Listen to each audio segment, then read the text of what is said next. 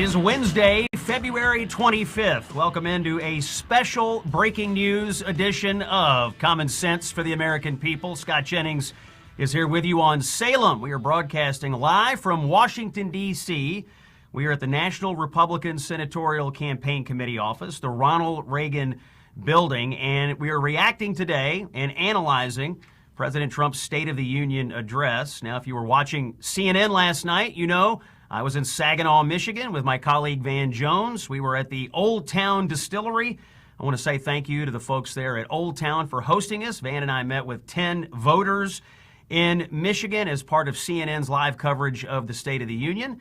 And we had some great conversations there in Michigan. So to everyone who made our broadcast last night on CNN possible in Saginaw, and to all of our voters, thank you all very much. But we stayed up all night. We got on a plane early this morning. We got back to Washington, D.C. because today on the show, a special day, we have 8 members of the United States Senate coming by to talk about what they saw in the chamber last night. And our first senator is here from the great state, the free state of Florida, one of the newest senators in Washington, Ashley Moody. Senator Moody, thanks for coming on the Scott Jennings Show. Great to be with you. Always important to talk about common sense. Absolutely. Yes. And we heard a lot of common sense from the president, and I think we saw some nonsense from your Democratic colleagues. We're going to talk about that. The president last night made an affirmative case for his administration's policies on a number of fronts, on the economy, on our national strength, and on public safety. Let's start,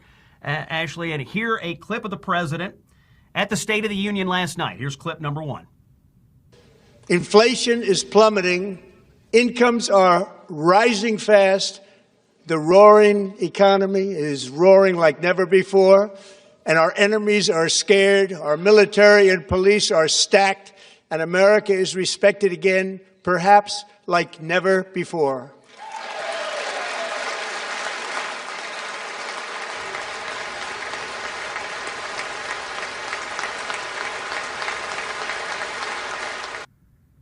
President Trump last night, Senator Moody, this was your first State of the Union. Yes, I was there for the joint address last year, technically not a State of the Union, right. But this was my first State of the Union as a United States Senator, so very exciting. When you hear the president make the case for the state of our union, and he said the state of our union is strong, do you agree? And sort of what was the vibe in the room?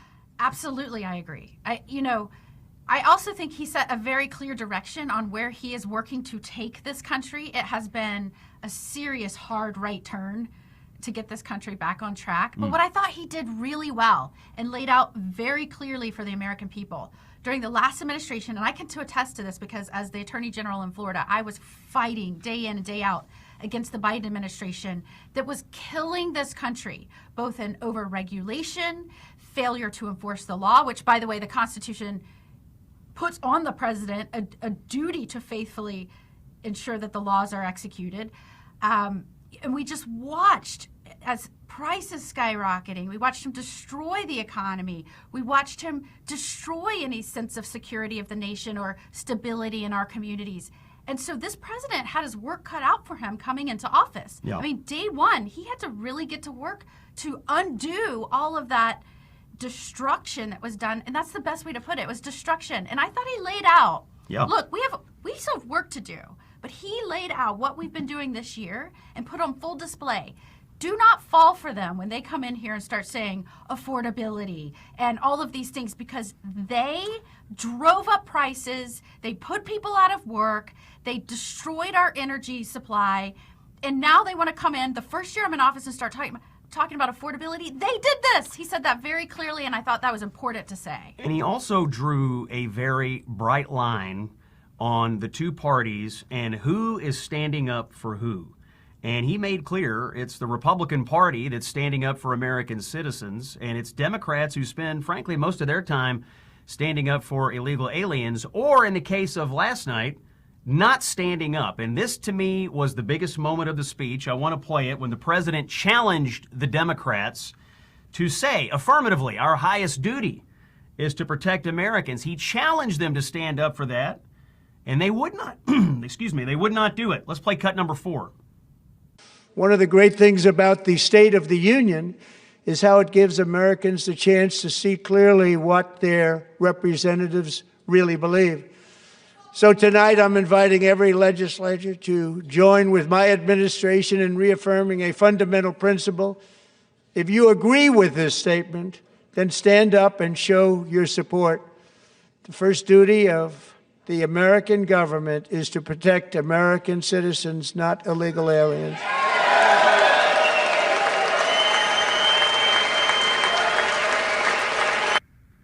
So this gave the president, I think, his longest sustained applause of the night. Were you shocked that not a single Democrat could stand for that? I wish I could tell you I was shocked. It appalls me. I'm devastated by that. I'm sad for this country that we actually have people in leadership that wouldn't stand up to say that on behalf of you, we the people, we pledge to put your interests first and this country first. I'm saddened by that. But look at what we're battling right now. We're trying to pass legislation called the Save America Act to make sure that only American citizens can vote. And they refuse to help us do that. I just sat through a hearing this morning where the Trump administration has said, okay, we're going to restructure the way we're doing things. The DOJ has said we're going to build a fraud unit to protect the American taxpayer because some of those people are working 2 jobs to support their family. And we ask them to give us money so that we can use it in a way to serve them, to help them, we the people. It's come out that 10% of the money that we outlay as a government goes to bad actors or criminals or waste, fraud, and abuse. 10%. And they want to restructure. So I've had to sit in hearings and listen to the Democrats say, why are we doing this? We've always had fraud. Or this morning I had to hear them say, why would you restructure? Why is it so important now? Well, I have an idea. It's because we have so many people, many of which have come here to this country to take advantage of U.S. citizens and the taxpayers, and we've got to step up our efforts to enforce the laws and protect them. And they're fighting us every step of the way. And who does that benefit? Senator Ashley Moody is here, our first guest on our State of the Union reaction show. And on the issue of illegal immigration, another offshoot of this, and you've been dealing with this because you've got a piece of legislation called the Safer Truckers Act. The president last night brought up this issue of illegal aliens getting commercial driver's licenses, and we've seen some tragic accidents. Let's hear the president talk about this in cut number 3. Many, if not most, illegal aliens do not speak English and cannot read even the most basic road signs as to direction, speed, danger, or location. That's why tonight I'm calling on Congress to pass what we will call the Delilah Law, barring any state from granting commercial driver's licenses to illegal aliens.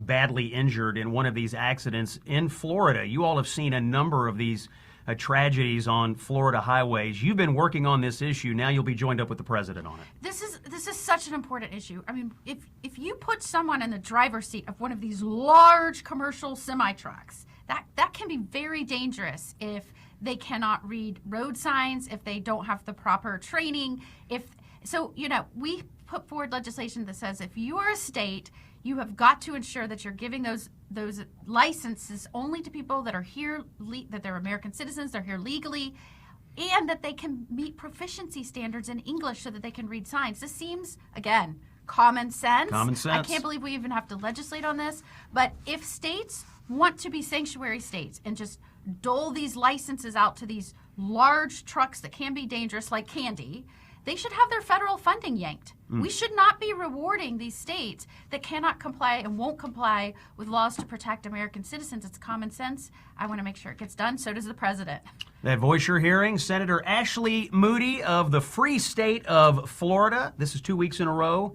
We've seen each other, and it's been great to chat with you, and you're doing a great job here as one of the newer senators in the chamber. We're going to take a break. When we come back, Senator Katie Britt of Alabama is going to be here. Senator Moody, thank you for being with us, and we'll see you soon. Absolutely. Great to be with you. Quick word from our friends at Relief Factor. We've been collecting listener stories. This one's from Keith in Washington, an extremely active guy, college athlete, martial arts instructor. But over time, all this activity took a toll. He was feeling some aches and pains. He had knee pain. He had neck pain. But he tries out Relief Factor. All of a sudden, the pain goes away. He was able to get his black belt, keep teaching his classes. And he said look, it worked for me. We're hearing this in listener and in customer testimonials basically from every state in the country. If you want to try it out and see if it'll work for you as well, I would recommend the 3-week quick start plan. You call them up at 1-800-4RELIEF, or you go to relieffactor.com, say, give me the 3-week quick start plan that Scott Jennings recommends. They'll send it over. I think you'll find the same results that Keith did. We're going to take a break. When we come back, Katie Britt is here from Alabama. This is Common Sense for the American People. I'm Scott Jennings. Stay with us as we react to the President's State of the Union. Hey, it's Scott. I want to talk to you about our friends at Balance of Nature. You can find them, by the way, at balanceofnature.com. They have this thing called the Balance of Nature Whole Health System. These supplements are perfect for a resolution in the new year. It's kind of tough to stick with New Year's resolutions, and that's why Balance of Nature's Whole Health System supplements are one of the easiest ways to do it. They're very versatile. You do 2 scoops of fiber and spice and mix it easily into drinks, and it adds a warm, aromatic depth. You can also open 3 of your fruit supplements and mix the powder into a smoothie, or sprinkle 3 of the veggie supplements over one of the savory dishes that you're having for dinner. It's called Balance of Nature's Whole Health System. These supplements include 47 ingredients of 100% whole fruits, vegetables, spices, and fibers, perfect for your daily routine. 50% off if you do it now for 1 year when you subscribe to the Whole Health System from our friends at Balance of Nature. Get it at balanceofnature.com. Straight talk without the bluster. When you positively need the truth, this is where you come. The Scott Jennings Show. Common Sense for the American People. Wednesday, February 25th. We're broadcasting here from Washington, D.C. We have 8 United States senators coming by the show today. We had Senator Moody from Florida on to start the show. And now, one of the real all-stars taking Washington by storm from Alabama, the great Senator Katie Britt is here. Now, Senator Britt, you're a vice chair of the National Republican Senatorial Campaign Committee, so you're one of the senators that's charged with helping the Republicans maintain the majority. What did you hear in the chamber last night from the president that Republican candidates are going to carry forward for the rest of the year? Look, the president did an outstanding job, not only laying out what has been accomplished, but reminding people where we've been. I mean, Scott, you know better than anybody. You look over the last 4 years that we experienced in the Biden administration, complete and total chaos and destruction, whether it was our border being wide open, the effects of that from fentanyl poisonings to just unfortunate things like the loss of Laken Riley, the loss of Jocelyn Nungary, so much more, to then the economy, to just the lack of respect that people had for us across the globe. Well, President Trump very quickly said, look, we have gotten border crossings down to 0 in the last 9 months, releasing no illegal aliens into our interior. Look at the crime rate. It is down, significantly, 125 years. Look at fentanyl poisonings, down. Everything that he committed to the American people during that campaign, he showed them last night that he had made good on. When it comes to the economy and where we're going, it was a great reminder that Joe Biden left us with a 40-year high inflation. Right. And that President Trump, bit by bit, process by process, has been making sure that we make an economy that works for the American people. And that, I think, was evident last night. And I think people are excited to, last but not least, just to have that revitalization of patriotism. You could feel the love of country, the fact that we appreciate the sacrifice of our servicemen and women, and even just the pride and USA, chanting USA for the American team there winning abroad. So it was just an amazing night. And I think it showed people the energy that the president has and how much more he has, that he's excited to do. Now, you're on the younger side of the chamber, and to understate it a bit. And you're also raising a young family at the same time you're in the United States Senate. I heard several things last night from the president that I think would be appealing to young families. You had the discussion of the Trump accounts, which is an inspired idea. Huge. You had the family that had used Trump RX to do IVF treatments because they wanted to start a family. You also had some discussion of the tax relief that was passed last summer. This is going to help young working families. I keyed in on that because, if you're sitting out there watching, what is the government doing for me? Right. These are three very specific targeted things for young American That's families. right. Well, the Trump accounts are incredible. They give everyone an opportunity for the American dream. You seed that with $1,000. Once we have these public-private partnerships, and we teach people, obviously, the ability they can continue to give or put in if they want to. Kids at 18 will have an opportunity to either continue their education, to start their own small business, or even be able to buy a home of their own. They can let it keep growing, or at that point in time can move it around. This is amazing, and they also get to see capitalism at work. It's a game changer, not just for our economy, but for opportunity for the next generation.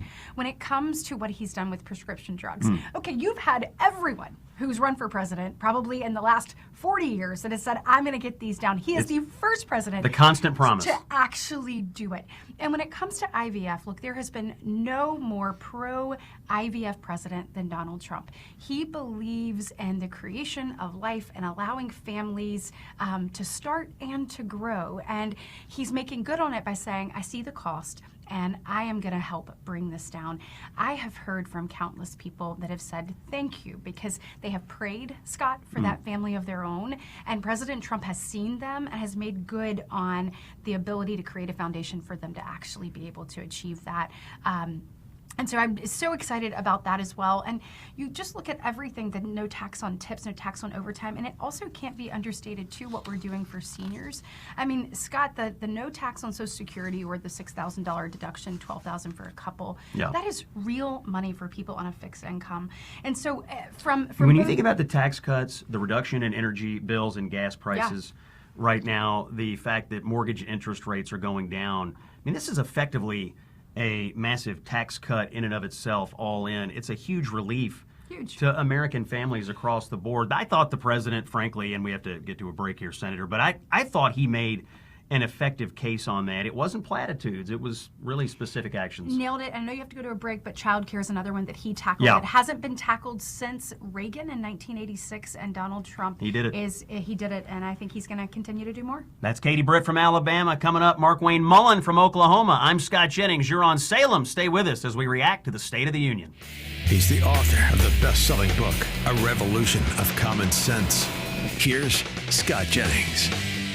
And we saw some common sense last night in Washington, D.C. as the president delivered his State of the Union address. We're in Washington today for the Scott Jennings Show, and we have 8 members of the United States Senate coming by. We're about to see Senator number 3 in the form of Markwayne Mullin from Oklahoma, and we'll get to him in just one moment. First, a quick word from our friends and partners at Child Help. And if you're a parent or you're a grandparent, you need to hear this message. A lot of kids are being targeted online through these game platforms, social media, and messaging apps. They're not really being adequately protected. These companies profit from screen time and engagement, and often predators slip through the cracks, and it's families that pay the price. Child Help hears from children who are contacted through these games and apps. They're being groomed, they're being manipulated by adults who are pretending to be someone else. Let me tell you a quick story about a boy who called up Child Help.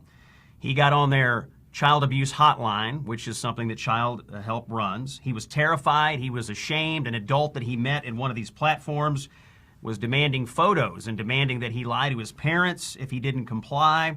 This chat with Child Help may have very well saved this boy's life. That's why Child Help matters. It's why I trust Child Help. It's why I personally donate to Child Help. I encourage you to do the same. $27. You can finance one call to the National Child Abuse Hotline, and that $27 could very well save a life. Go to childhelp.org/Scott or text Child Help to 94878. $27. Help out Child Help. I know them. I trust them. They do good work. They protect our kids.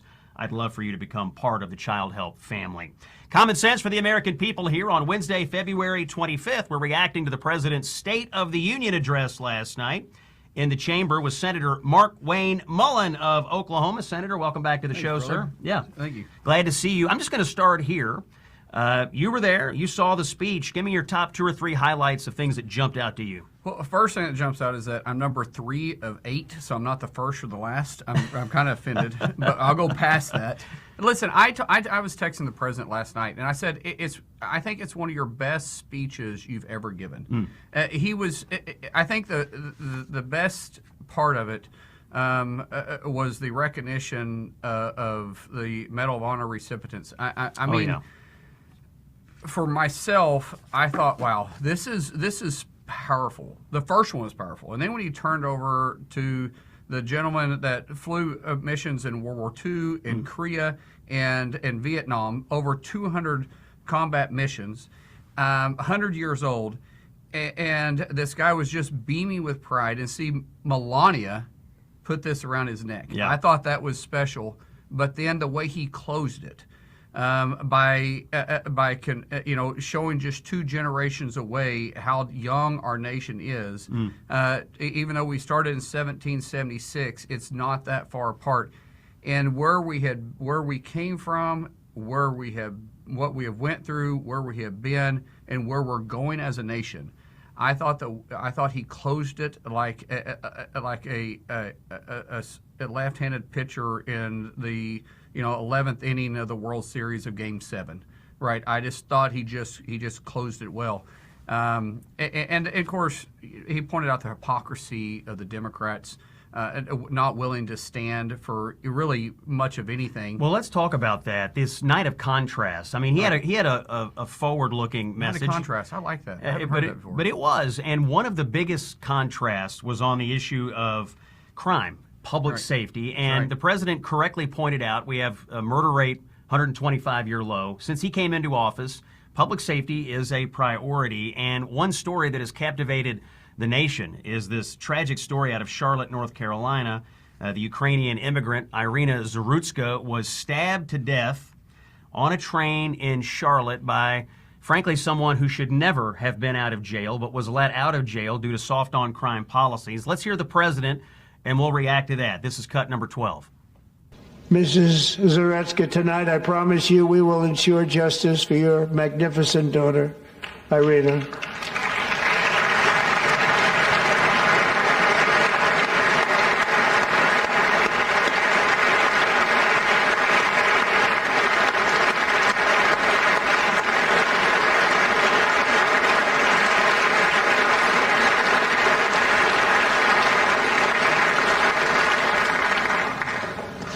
How do you not stand? How do you not stand? So what you heard there, if you're listening on the radio today, you had the president referring to the mother of this poor Ukrainian girl who was stabbed to death, and you had the Republicans standing and clapping for her, and the Democrats in the chamber for her mother, and the Democrats senator did what? They sat on their hands and did absolutely nothing. Keep in mind, CNN reporter, I'm not going to mention the lady's name because she doesn't deserve any recognition. Yesterday, she said the so-called angel mothers. That's referring to the individuals that the president was going to bring as a guest, so-called angel mothers. Now, I'm a father of 6, 3 boys, 3 girls, 3 beautiful blonde girls. And you see this young lady that is sitting on the subway, and her legs are pulled up on the seat. You can tell she's probably a little bit intimidated. And this gentleman sitting behind her, for no reason, there was no conversation, there was no talking, stood up and shoved a blade from her collarbone down into her chest and killed her almost instantly. And the horrific look on her face before she passed away should strike the horror of any individual, any father, any brother, any sister, anybody that's got a heart. I don't care. You should have a heart. And that when you can't stand up and show, I don't want to say remorse, but gratitude, empathy. Show some compassion. Yes, for a family. This is a grieving mother. That's right, and you can see it on her face. Yeah. She was emotional. So I mean, this is a pretty raw incident that took place, and they just sat there, all because their hatred towards President Trump. Listen, I did not agree with Barack Obama. I did not agree with Joe Biden, but in those circumstances, I would still stand out of respect for the family and what they're going through, and they still couldn't do it. But that's where this Democrat Party is, and that's why this Democrat, quite frankly, Scott, has the lowest approval rating since they've measured the parties phased and unphased. And it's because of this extreme view where they think that illegals have more rights than those that are actually in this country legally and just trying to live their life on the safe streets that now we have. Yeah, I think it goes right to the core of their policy views. This case in Charlotte, North Carolina, this person that did the stabbing here, DeCarlos Brown, he should not have been out of jail. This person had been arrested. He was a violent person. He had been arrested many, many times and let out of jail. He should not have been out of jail. Let out of jail on the no cash bonds that the Democrats put in place. And one of the people in the middle of this case is the Democrat who's running for the U.S. Senate in North Carolina, the former Governor Roy Cooper. Some cameramen caught up with Roy Cooper in North Carolina the other day and wanted to question him about why he put Irina Zarutska's killer on the list of criminals that he released from jail. Let's take a listen to that in cut number 13. Governor Cooper, why was DeCarlos Brown on your list for early release? Governor Cooper, could you answer the question, please? Governor Cooper, why was DeCarlos Brown on your list for early release?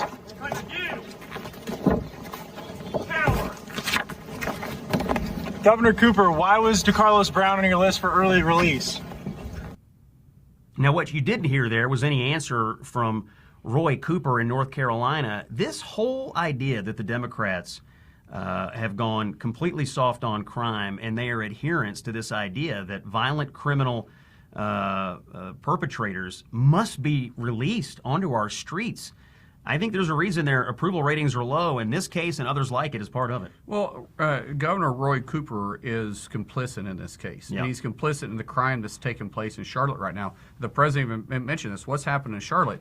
You think about this guy. He's running to replace Tom Tillis, which is why we've got to make sure that we put Whatley in because if you think he was bad as a governor, and by the way, he was representing a mostly red state. When he gets here and he's surrounded by these individuals like Schiff and Chuck Schumer, and then working with Tlaib and Omar, you think that he's going to stand up to him? Of course not. I mean, he didn't stand up to him when he was governor, and he was governor of one, and now he's going to be caucusing with the Democrats. He's not going to have a backbone in that conference any more than he had a backbone as a governor, and he's going to lead these extreme policies and vote on these extreme policies like he did as a governor, but he's going to have more people surrounding him, cheering him on, and it would be horrible for the great state of North Carolina. I've had Whatley in our state. I've been able to do events with Whatley, multiple different events. We're going to be going into North Carolina. There is no way I want to see the great state of North Carolina to be represented by that man, meaning Cooper, up here in Washington D.C. I'm telling you, he'll dive right in with the crazies here in D.C. That voice you're hearing, Senator Markwayne Mullin of Oklahoma. We got a minute left here, Senator, and I want to pivot to the great hockey team, the Team USA. The energy in the crowd and in the chamber was coming through the television last night. Let's hear a little bit of that in cut 15, the president welcoming Team USA. You're going to win again. You're going to win big. You're going to win bigger than ever. And to prove that point, here with us tonight is a group of winners who just made the entire nation proud. The men's gold medal Olympic hockey team. Come on in. Take us inside that moment. My wife, first of all, met him earlier in the rotunda, and she was a total fangirl. I mean, I have been married to this lady for 28 years, and I think her happiest moment wasn't when I put a ring on her finger. It's when one of the guys put the gold medal around her neck. She said, I felt so patriotic. There's such a good group of men, too. They were so friendly to everybody, talking, taking pictures, letting everybody wear that big old heavy gold medal. But just to see the pride. Now, the Democrats did stand for that. It was neat. To see you know the who pride. didn't clap? The journalists. There's this video when the Team USA comes in and the media sitting up there, not really reacting to Team USA. Yeah, that doesn't surprise me. You've been around them. You understand that. I know. But not a great look. Just the excitement in that room, especially from our party, but even throughout the country. It was such a special moment that, this team of first gold medal in 46 years, only our third gold medal ever, and then to have the women's hockey team win against Canada a few days before. It's just all around. And I'm not a big hockey fan, but the idea that I could have played a sport, get in a fight, and just get in a penalty box and be able to come back out, that I may have been maybe fighting mixed martial arts and wrestling was my wrong sport. Maybe I should have lived up north and got on skates. That's Senator Markwayne Mullin of Oklahoma. Senator, thanks for coming by today. Appreciate your reaction to the State of the Union. A quick word from our friends at Patriot Mobile. Listen, if you want to invest your monthly cell phone bill in a company that actually shares your values, there's only one choice. It's Patriot Mobile. You'll have the same or even better service on Patriot Mobile than you get on the big carriers. Switching is not a hassle. You can keep your phone, keep your number. You can upgrade your phone. Here's how you do it. You call 972-PATRIOT or you go to patriotmobile.com/Scott. Patriot Mobile, Christian, conservative values. You pay your bill. They invest in the causes that you care about. This is the company for you, patriotmobile.com/Scott. When we come back, Senator Roger Marshall of Kansas is here. Talk a little health care from the State of the Union last night. It's common sense for the American people. Scott Jennings on a special show today reacting to the State of the Union. Stay with us. You've heard the narratives. Now get the truth. It's the Scott Jennings Show. A special edition of Common Sense for the American people. Scott Jennings here on Salem. We're talking to 8 United States senators today about what they saw in the Capitol last night from the President and the State of the Union, and batting cleanup for our number one, Senator Roger Marshall of Kansas is here. Senator, thanks for joining us. I want to talk to you about specifically some of the health care talk that we heard from the President last night. He was talking about Trump RX, his effort to lower prescription drug prices. He talked about the Most Favored Nation agreement. This is in an executive order. He asked the Congress to codify that. Maybe take us inside some of the policy deliberations right now on lowering prescription drug costs for the American people. Yeah, Scott, I think Trump RX is something that's out there. It's working as we speak. It's nothing we have to wait on. You can do it right now with your local pharmacist. We were out on across the state last week and talked to multiple pharmacists. It's already there. If you're on a regular prescription drug, go to Trump RX and see if it's one of the 30 drugs that are under this Most Favored Nation status. That'll take you to a website. They'll give you a coupon. You give it to your pharmacist. It's that simple. We're going to eliminate the pharmacy benefit managers. So it's trumprx.gov. Yep. You just go in there. Type in the name of your drug. And if it's in there, you get a coupon, you just hand it to the pharmacist. Right. So you have to go then to it takes you to a second website, and then you can you'll get a coupon, maybe take a snapshot of it on your phone, or you may even be able to email it to your pharmacist. Yeah, and we've heard some stories of people who've saved significant amounts of money on this. Yeah, 20, 60, 80%. And these are the newest, hottest drugs out there that are some of the most very expensive drugs. And you've been out traveling all over Kansas recently as part of your duties as senator. Is this a topic that's coming up in a lot of your conversations with voters? You know, the cost of health care is always a topic. It's a top 3 issue for businesses. Now that we've had the working family tax cuts bill, and the small businesses are going to see so many benefits from that, writing off bonus depreciation, interest deductibility, those types of things. But now they're back to the cost of health care. This is nothing new. The cost of health care up 50% under Joe Biden, and it's our job to come up in here and clean this mess up. Yeah, I was in Michigan last night, Saginaw, Michigan, and I did a focus group with 10 voters. And there was a guy there, owns a towing company, a 70-year-old family business, and he was telling me about what I hear from small business owners a lot, which is they get a letter every year saying, your health insurance premiums are going up, 13, 14, 15%. They obviously don't feel like their health insurance is getting any better to that same degree. Talk to us about the conversations going on among Senate Republicans right now about how to get this a little more under control. Yeah, so the president released the Great American Healthcare Plan a month ago. The first point was prescription drug prices and costs. We talked about Trump RX. We're also trying to do what we can to trim back the wings of the pharmacy benefit managers. But I really think that the most important piece of that pie is our bill on transparency, on forcing price tags, forcing every healthcare provider to show you the price of an MRI, an X-ray, lab work, a surgery. You'd be shocked. Yeah. At one hospital compared to another, there may be a 10x difference between the cost at one versus the other. So we'll let you wrap up the hour here. You listened to the whole speech. It was the longest State of the Union ever given. But the president covered a lot of different topics. Other than the health care issue, what are a couple of things that jumped out to you that will resonate back in Kansas? Well, number one, this is our 250th birthday. Kansans are patriots, so it's great to celebrate our successes.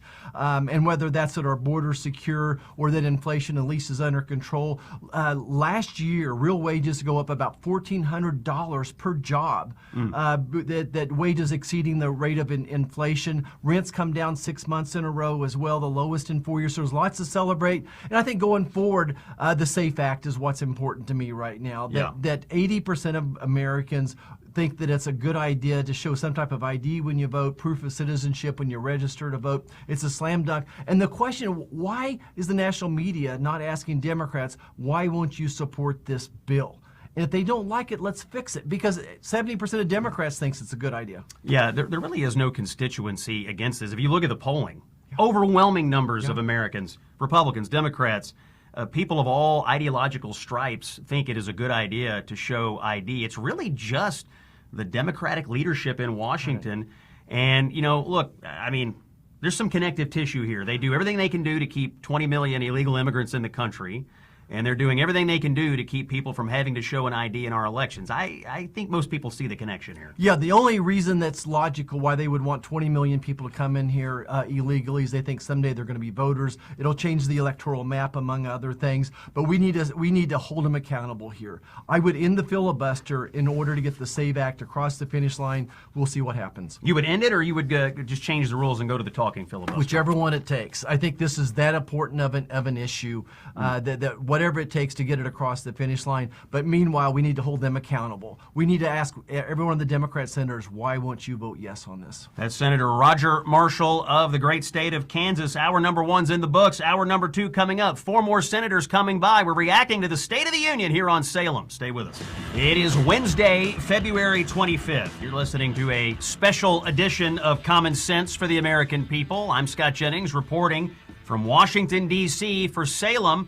Last night here in your nation's capital, President Donald J. Trump delivered the State of the Union address. And during our show today, we are being visited by 8 members of the United States Senate, including one of the newer Senate. Are you the newest? I'm the newest. The newest senator in Washington, and he's on the ballot this year in Ohio. You took over for the Vice President, J.D. Vance. Your name is John Husted. Welcome into the Scott Jennings Show. Great to be with you. Glad you're here, and you were in the chamber last night for your first State of the Union. I tell you what, let's listen to the president. I want to get your reaction to this. This is cut number 5. Donald Trump last night talking to the nation. When I last spoke in this chamber 12 months ago, I had just inherited a nation in crisis with a stagnant economy, inflation at record levels, a wide open border, horrendous recruitment for military and police, rampant crime at home, and wars and chaos all over the world. But tonight, after just 1 year, I can say with dignity and pride that we have achieved a transformation like no one has ever seen before, and a turnaround for the ages. It is indeed a turnaround for the ages.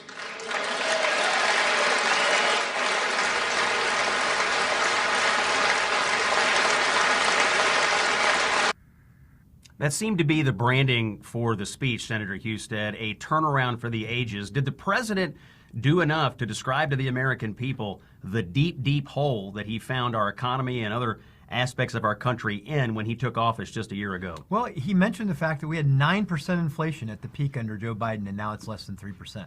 That's progress. Do we need to do more? Of course we need to do more. Our jobs are never done in this business, but he made the point, and then he took a victory lap on the things that he's done. The Working Families Tax Cut Plan. If the Democrats had their way, taxes on the average Ohio family would have gone up by $3,500. Instead, they get a $5,000 benefit, no tax on tips, no tax on overtime. A married Social Security couple gets a $12,000 tax deduction, $2,200 tax credit for working families. So if you're a mom and dad, you have 2 kids, that's $4,400 more in your pocket to try to spend on the things that are essential for you to get ahead in life. And he did a victory lap on those things. He talked about the changes that we've done, and then also outlined what we need to do for the future. And I think those things are important. But he also talked about crime. He got into that a little bit too. Securing the border has a big deal across the board because it's less fentanyl coming into our country. It's less human trafficking. It's safer streets. And then we've seen crime numbers plummet in every major city in Ohio. They're down by double digits, fewer homicides, less violent crime, fewer overdoses. That's the stuff that has happened in 1 year. In 1 year's time, those things were all done, and they're benefiting the American people. I want to zoom in on this illegal immigration issue because it does have a lot of offshoots. It impacts overdose deaths, which are down. It impacts, frankly, aspects of our economy as well, which we've seen in a number of states. But the president drew a line last night. I want to play this. The president of the United States dared Democrats to affirm that their number one allegiance is to American citizens, and they wouldn't do it. They absolutely would not do it. Let's listen to this from the president, cut number 4. One of the great things about the State of the Union is how it gives Americans the chance to see clearly what their representatives really believe. So tonight I'm inviting every legislator to join with my administration in reaffirming a fundamental principle. If you agree with this statement, then stand up and show your support. The first duty of the American government is to protect American citizens, not illegal aliens.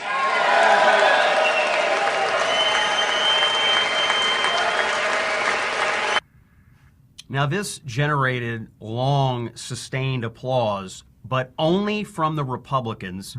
This was your first State of the Union, Senator Husted. Were you shocked that the Democrats sat there on their hands, stone-faced, as the president asked them to stand up and affirm something that, frankly, seems pretty basic and pretty common sense? Yeah, they failed. If that was a pass-fail question, they definitely failed. I was really stunned that not a single one of them got up and said, yeah, I agree with that. I mean, it's stunning to me because that's what we take the oath of office to do, is to serve the American people, not to serve people who came into the country illegally. And particularly when we know that many of the people that came across the border were unvetted or not properly vetted. We have criminals throughout the country that are committing violent crimes. Some of the victims of those violent crimes were in that chamber last night. Think about this. There were little girls who were hit by illegal aliens who had CDLs that they weren't supposed Delilah, to have. Delilah. We had parents of slain victims of illegal immigrants, and in the presence of those people, the Democrats refused to stand up and say, no, we're going to put the American people first ahead of illegal aliens. It was a pretty stunning moment. I think stunning in the moment, but also when you think about what will live on in certain speeches, I think that moment is going to be talked about for a long time. I think you're going to see it in campaign ads in races across the country, frankly. The president did give us a healthy dose of economic talk last night. He talked about manufacturing job increases while government jobs are decreasing. Let's hear from the president on that in cut number 16. More Americans are working today than at any time in the history of our country. Think about that. Any time in the history of our country, more working today. And 100% of all jobs created under my administration have been in the private sector.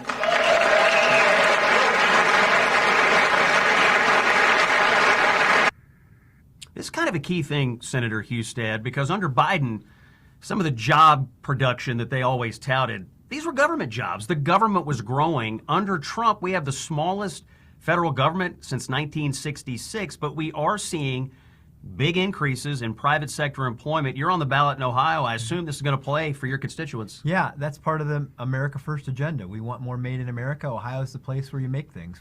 From the food you eat to the cars you drive to the trucks to the airplanes to the steel, that's what we do in Ohio. And we're seeing more production in those spaces, more investment in those spaces because the president's tough agenda on fair trade. And you're seeing companies like Stellantis invest more, Whirlpool invest more, Cleveland Cliffs, who make steel, invest more. And that means more jobs for people in my state, to people across the country. And it is important not just an economic question of jobs, but it's important for our economic and national security that the things that are important to that economic national security are made in America, whether that's the pharmaceutical supply chain, whether it's rare earth, whether it's chips. More of that needs to be made in America, and we need the capacity and the talent and the know-how to make things, and President Trump is leading that agenda to help reshore more of those jobs to America. Got about a minute left. That's Senator John Husted from Ohio. You're on the ballot this November. You're running against a retread Democrat named Sherrod Brown. Make the case. Why should Ohio stick with Senator Husted and not return to Senator Sherrod Brown, who represented the state for quite a while? Look, he's been in public office or running for public office for 52 years, and he's accomplished nothing. His values are aligned with the coastal elites. He voted with Elizabeth Warren 95% of the time, Chuck Schumer 97% of the time, Kamala Harris, Joe Biden 98% of the time. He let China win the trade war. He drove up health insurance costs for the average citizen, and he drove up the national debt, which costs us all. He failed when he was here for the last 32 years. I've been here for one. And during that time, I've cut taxes for working families. We've made the border secure, and we've made the lives of Ohioans a lot safer. And that's just in 1 year. So I don't want to be here for 32. He failed for 32 years. I've shown success in the year that I've been here, and I think the voters of Ohio will reward me for that. If you're interested in what's going on in Ohio and Senator Husted, where can folks find you out there? JohnHustedForSenate.com.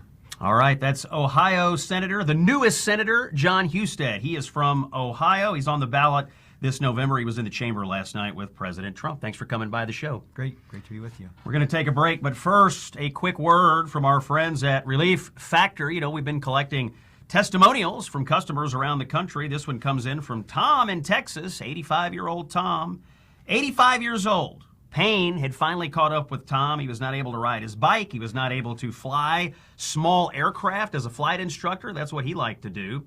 So he says, I'm going to try something different. I'm going to try Relief Factor. Now, lower back pain gone, hip pain virtually gone. He even had long-standing trigger finger issues. That is starting to improve. 85 years old, Tom in Texas. We're hearing from people like Tom every single day here at the show, and they're all saying the same thing. Relief Factor made a difference in their life. If pain is holding you back, try Relief Factor's 3-week quick start. See how it works for you. Call 1-800-4RELIEF or visit relieffactor.com. We're having a special edition of the Scott Jennings Show reacting to the President's State of the Union. 8 members of the U.S. Senate are here. Coming up next, the other senator from Ohio comes by, Bernie Moreno. Don't miss it, right here on Salem. Stay with us.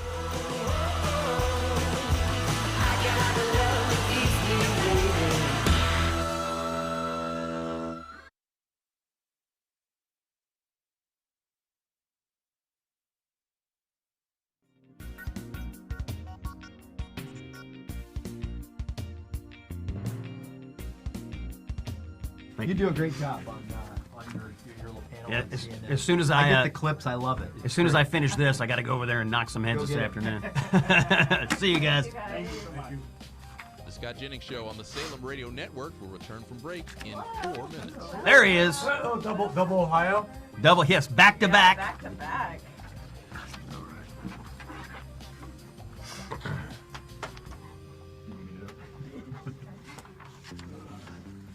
So I'm just going to put this on your jacket. Sounds good. And then you can just put that in your ear. All right. There you go. Sounds good. How's that? Everybody's doing well. Nice. Scott Jennings Show senators on have the done well Salem today. Radio Are they? Network All right, good. returns from break Good. in Yes. 3 minutes and Yep. 30 seconds.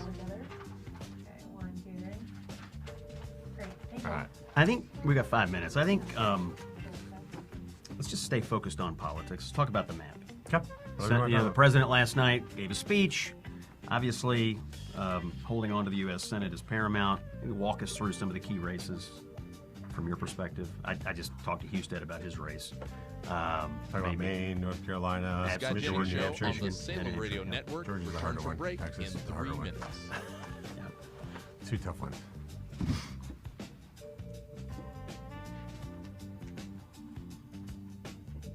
You remember? Did you have PTSD when you walked into the building? Here? A little bit. Little. Oh no! I thought I was leaving.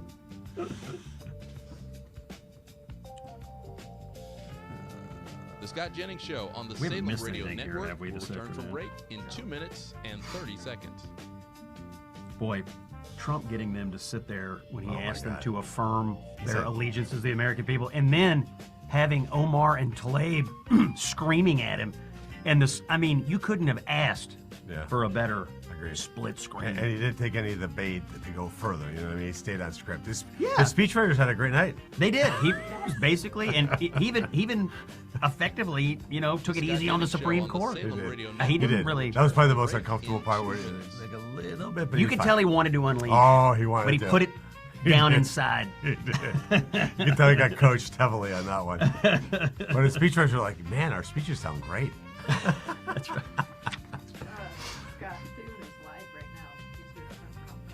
Is he?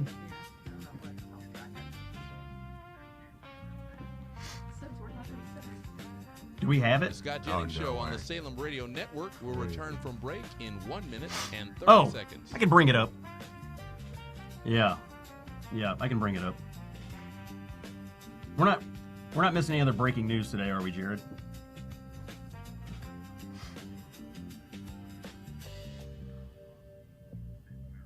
Thune is going to force a vote on the Save America Act.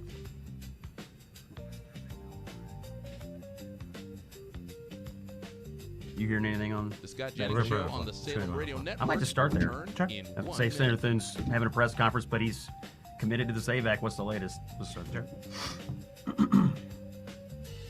What's your anticipation? It'll get 51 votes? We need The to. Scott Jennings Show on the change Salem some Radio rules. Network Yeah. will return from break in gonna 45 do it? seconds. We have to have that conversation between the conference. Not, Yeah. You know, Thune is Right. whatever the majority of the conference wants. But we have to change some basic rules. I don't know that we don't want to talk about that in the air, but it's basically. The Scott Jennings Show on the Salem and Radio then it would count Network as will a return speech. from break in 30 seconds. Speeches would have to be limited to 15 minutes. Yeah, it would take a long time, but it would But now effectively we change it to 15 minutes. Okay. Yeah, we don't have to dwell on it too much. No. Yeah. The Scott Jennings Show on the Salem Radio Network will return from break in 15 seconds. 15 seconds. The Scott Jennings Show on the Salem Radio Network will return from break in 5 seconds.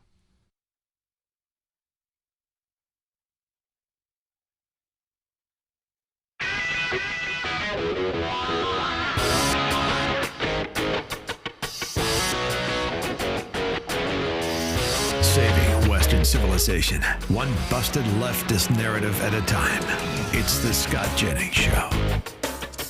And it's a special edition of Common Sense for the American People. Scott Jennings here in Washington. We're talking to several members of the U.S. Senate today in reaction to the President's State of the Union. And our next guest is here, been on the show a few times. Senator Bernie Moreno from the great state of Ohio is with us. Before we talk about the State of the Union, Senator Moreno, it sounds like Senator Thune, the Republican leader, is having a press conference right now, and it sounds like there may be a little bit of an update on the Save America Act and what will happen in the Senate. Care to talk about that? Yeah, we're going to put that on the floor of the United States Senate because, Scott, what the American people need to hear firsthand directly is Democrats saying you shouldn't have to one time prove that you're an American citizen to register to vote. And when you go to vote, you shouldn't have to prove who you are. Two outrageous things. I think if you were in a regular coffee shop somewhere in Chillicothe, Ohio, or somewhere in Fort Mitchell, Kentucky, and you ask somebody there, hey, should you have to prove you're a citizen to register?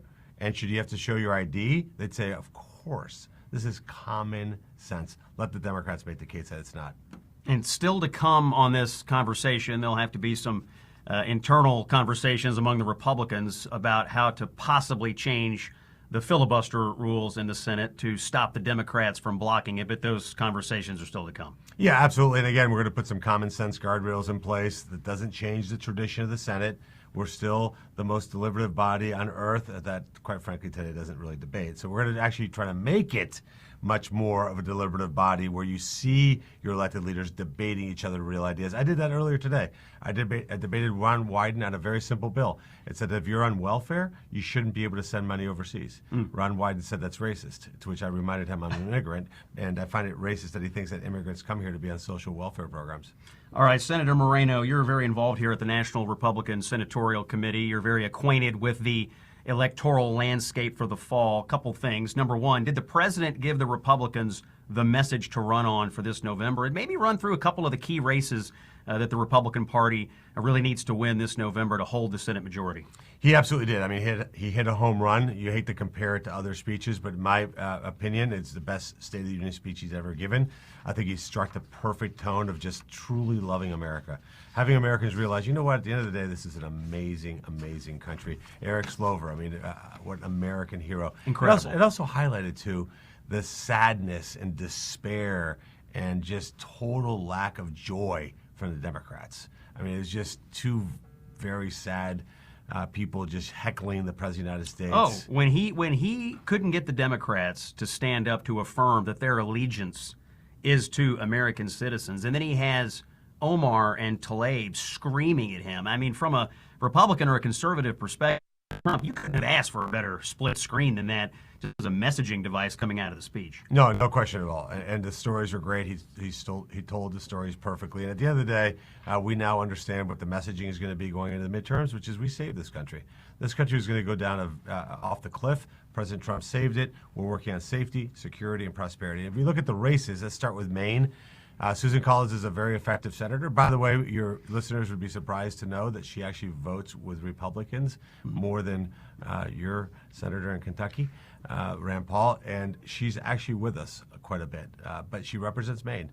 Now, she's up against two formidable candidates, a Nazi-loving lunatic and a trans-loving very aged person who Mother Nature will keep to one term if she were to win. They got to pick between the trans cult or the Nazi cult in the Maine Democratic primary. It's quite a choice they have up there. Versus a super serious, very effective, very knowledgeable senator. So Susan Collins, I feel good about. In North Carolina, we have an amazing candidate, Michael Whatley. He's up against Roy Cooper. No, look, at the end of the day, people saw the video.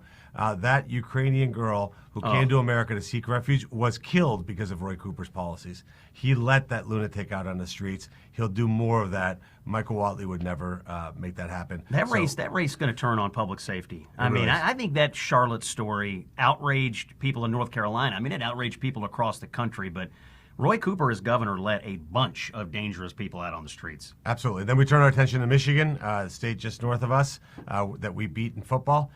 So in Michigan, you got Mike Rogers, proven candidate, great guy, versus just completely deranged three Democrats. Look, if you like Ilhan Omar, you're going to love the people running against Mike Rogers. So we're going to flip that state. The auto industry's never been in a better position than it is right now. Mike Rogers all the way. It's an interesting map. Republicans have 53, and to hold the majority and maybe pick up one or two out there, we'll need resources. Fundraising going well here? Absolutely. Well, it can always do better. It's just like the line in It's a Wonderful Life. Money comes in handy down here, Bob. So, look, if you care about this country, you care about expanding the Senate majority, do whatever you can to help senators. In my case, teammoreno.org. You can go on there, help. That money goes to the NRSC. That's Bernie Moreno of Ohio. I'm Scott Jennings. You're on Salem. Stay with us. Dan Sullivan is next. Ready for more common sense? Here's CNN's senior political commentator, New York Times best-selling author, and America's favorite political pundit, Scott Jennings. It is Wednesday, February 25th. Common sense for the American people. I want to thank my friends up in Saginaw, Michigan for our broadcast hospitality last night. I was on CNN with my colleague Van Jones. We met with 10 voters, watched the State of the Union, and had a really nice time in Saginaw. We were at the Old Town Brewery, and it was a really great venue. And I think Van and I are going to get out on the road and meet with voters and do a little bit more out in Middle America, which I think would be good for our political coverage. But it was a really insightful conversation with those voters. And so for all the voters who came out and the folks at Old Town Brewery, we're grateful for your hospitality in Michigan. Now, I got up super early this morning, Senator, to fly back to Washington to talk to you and your colleagues, because I wanted to hear how Republicans in the U.S. Senate are reacting to the president's State of the Union. You were in the chamber. Senator Dan Sullivan is from Alaska. And I'm going to start here.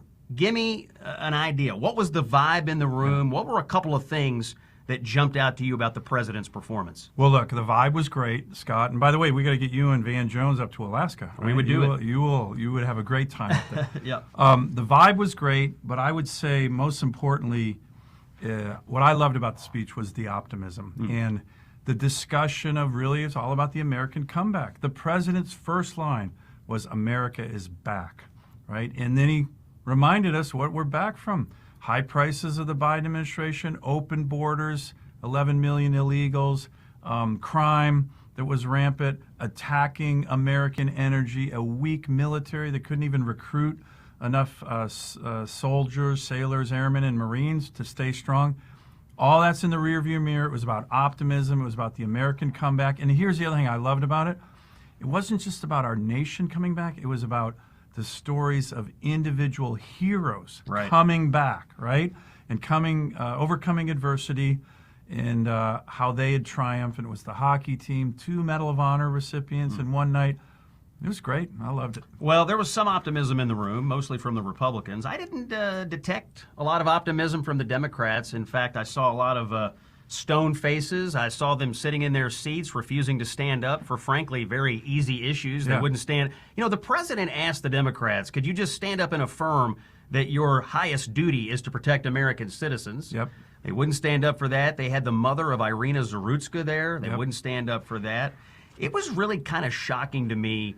But I think the American people saw a bright line contrast between two parties, one that frankly loves America and one that's pretty sour on America. Well, look, your point on when they stayed seated, when the president said the fundamental duty of the government is not, he said this, protect American citizens, not illegal immigrants. Yes. And they sat the whole time. We were up clapping, but to be honest, I was shocked because unless you're kind of such a far left crazy that you can't think right, that's a pretty easy question as a senator or congressman, regardless of party, to stand up and be counted for, and they wouldn't do it. Let's zoom in on an issue the president spent some time on last night, and it is huge, of course, in Alaska, and that's the issue of our national energy policy. Let's hear from the president in cut number 10. American natural gas production is at an all-time high because I kept my promise to drill, baby, drill. President talked a lot about energy, talked about unleashing fossil fuels in the United States of America. And, you know, we've seen gas prices come down. We've seen production go up. Talk to us about how this issue is playing out in Alaska with Trump as the president. Oh, it's huge. And the contrasts between Biden and Trump on this are night and day. I always have this chart. Yep. I don't like showing it around anymore because it's the past, but this was the 70 executive orders, 7-0, that Biden issued in 4 years against my state, solely against Alaska. We call it the last frontier lockup. It was all about killing Alaska oil and gas and mining and access to our federal lands. I love ripping this up, because it's a thing of the past. And by the way, on day one, the president issued this. Yeah. An executive order called Unleashing Alaska's Extraordinary Resource Potential. It is all about undoing what Biden did to hurt us. And this was, again, day one from the president on Alaska. My state's the only state in the country that's got its own executive order. But here's the thing on this, Scott. Of course, this hurt my constituents. Hundreds, if not thousands of jobs killed by the Biden administration. But if you're shutting down Alaska, the state with the most resources of any state in the country, not just oil and gas, but critical minerals that we need to compete with China, you're hurting America. This hurts the whole country when you're taking off the table one of the great resource development states of the United States. And so when the president says drill, baby, drill, he has been so focused on unleashing Alaska's energy. We're having a renaissance on the North Slope in terms of our oil production. We're very close to getting this very big LNG project off the ground that we've been focused on for years. And it's not just this executive order. In the Working Families Tax Cuts Act that the president talked about a lot last night, the budget reconciliation bill, that has a number of provisions focused exclusively on Alaska that mandates lease sales on our federal land. So That bill also unleashes Alaska, and it's great for my state. Yeah, you represent Alaska. You're on the ballot this year. And let me just ask you, just hearing you describe how Alaska was specifically treated by Biden. Oh, yeah. And hearing how it's been specifically treated by Trump. Do you see your race this year sort of as a referendum on two visions? One party that's going to lock down Alaska, one party that's going to unleash resources. 100%. That's what I talk about. It's a great point. I always say elections are about three things. Your record, and I have a strong record, right? I'm one of the top producers every year in the Senate in terms of getting bills over the goal line. That Working Families Tax Cut Act has so much good stuff in it for Alaska. In the vision, right? Republicans, the president, John Thune, all my colleagues, they want to unleash my state. This is just what the president said on day one. The Democrats, and it's not just Biden, Schumer is the most anti-Alaska member of Congress, probably in the history of the country. We are looking into his votes, hundreds and hundreds of votes in actions directly against Alaska's interests. So the vision of Republicans and the Democrats in D.C. on my state, and it relates to the whole country, is very, very different. And then, of course, there's resources. Dems are very good about raising money. We know that. But we have the people. We have the ideas, and that's what we're going to run on. That contrasts my record, and with that, we're going to win. Yeah, your race is interesting. I want to get into a couple of issues. One, you have to run in the ranked choice vote system, which, by the way, is an abomination. It is. But you have to run under this. Talk to us about what it's like to run a race for the U.S. Senate with ranked choice voting laying out there. Well, look, ranked choice voting got hoisted on the state of Alaska. This happens a lot by outside far-left interest groups. They see us as a place to spend their unlimited money, right? This is George Soros and all the far-left groups.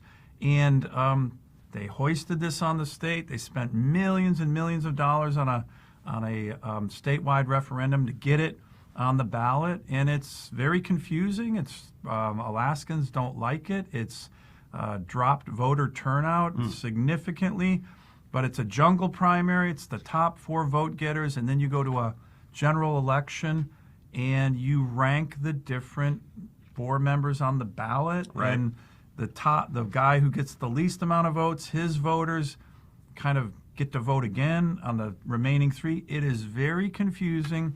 It was meant to elect Democrats in my state. I've never had to run under it yet. This is the first time I'll run under it. But again, we will run on a record and a vision, and it's the vision the people of my state want. By the way, it's the vision Americans want. That's Senator Dan Sullivan of Alaska. Let's talk about your record a little bit and how you're presenting it to the people of Alaska.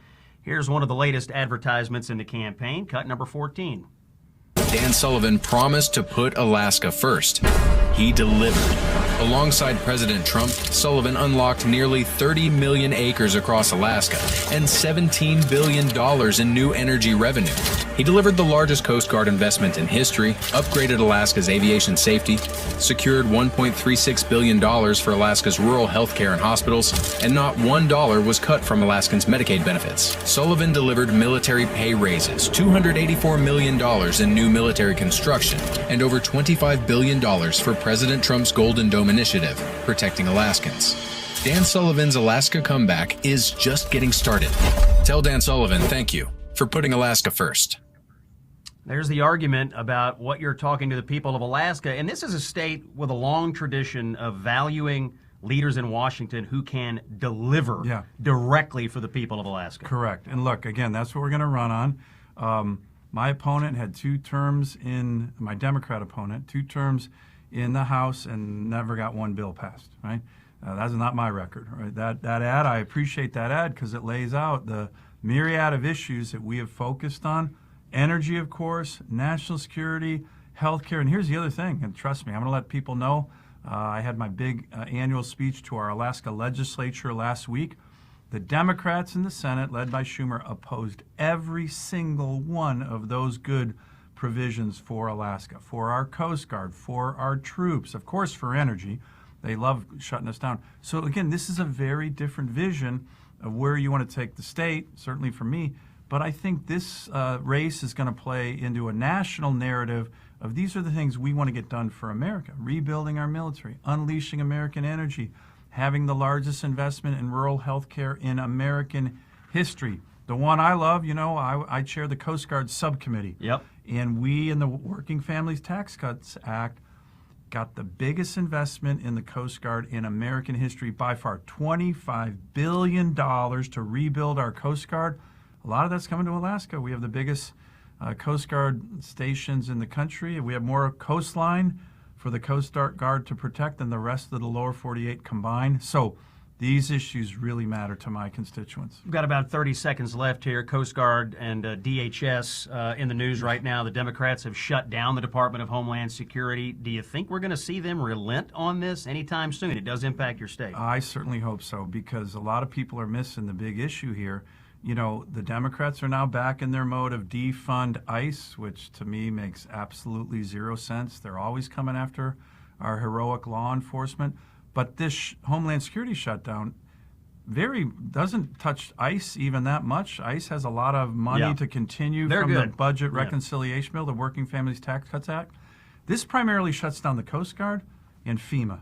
And again, in my state... And at a time when we're having terrible weather. Terrible weather, and we always need the Coast Guard. And so, look, the fact that they're doing that again is a real disappointment. Led by Schumer, once again, another Schumer shutdown. Anti-Alaska Schumer. You heard it from Senator Dan Sullivan. He's on the ballot in Alaska this year. We'll take a break. Wrap up the show with Pete Ricketts from Nebraska. It's common sense for the American people. Scott's on Salem. Stay with us. The very definition of never back down. Here's Scott Jennings.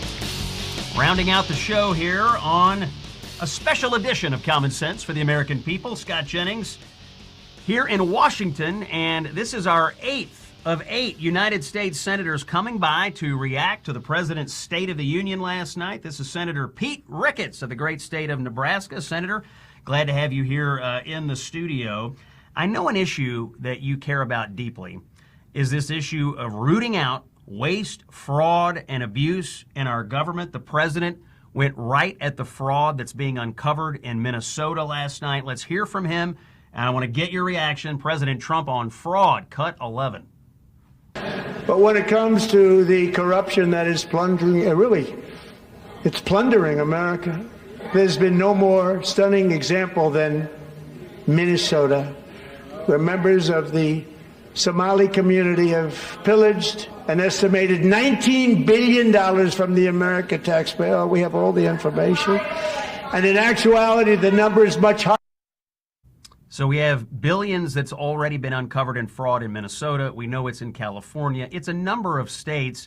The president, Senator Ricketts, announced that Vice President Vance is going to run a national task force on this. Where are you on this topic, and what do we need to know? Yeah, I think it's really great that the president is highlighting this on a couple of things. First of all, let's just put it in perspective of scale. We did a rescissions bill led by my colleague Eric Schmidt from Missouri, and we were able to pull $9 billion out. And some of the early numbers we had were $9 billion in fraud. The president said $19 billion. So think about all the work that we had to do to get that $9 billion out, just gone because of $9 billion of fraud or $19 billion of fraud or whatever it is.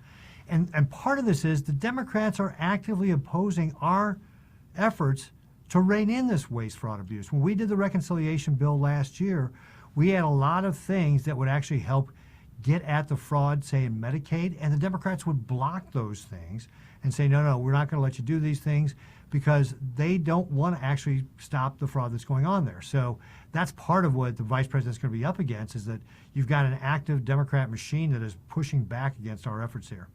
And when I was governor, this is one of the things that we really did to try and run government better, is to put things in place to measure what we're doing, be able to hold people accountable for results, put in measurements, that sort of thing. In fact, we reduced the growth of spending from 6.5% down to about 2.8%, so we cut it by more than half.